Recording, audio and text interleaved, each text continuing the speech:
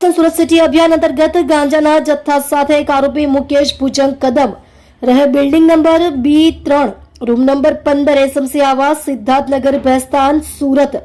મૂળ વતન ગામ બાલસામુદ્રા થાના સાકરખેડા જિલ્લો બુલઢાણા મહારાષ્ટ્રને ઝડપી પાડી એનડીપીએસ નો કેસ શોધી કાઢતી ભેસ્તાન પોલીસ સ્ટેશનના surveillance police sub inspector Shri HB Chaudhari સાહેબ નાઓના નેતૃત્વ હેઠળ ભેસ્તાન પોલીસ સ્ટેશનના હેડ કોન્સ્ટેબલ જયપાલસિંહ ગંભીરસિંહ તથા પોલીસ કોન્સ્ટેબલ દિલુભાઈ ભીમાભાઈ નાઓ પેટ્રોલિંગમાં હતા।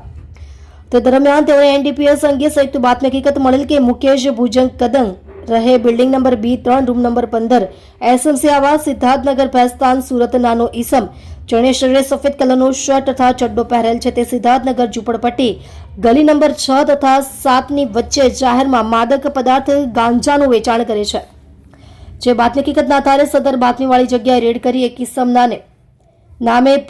મુકેશ ભુજંગ કદમ નાઓને વગર પાસ પરમિટનો ગાંજાનો જથ્થો કુલ્લે વજન 38 ગ્રામ જેની કિંમત ₹1900 ની મત્તાનો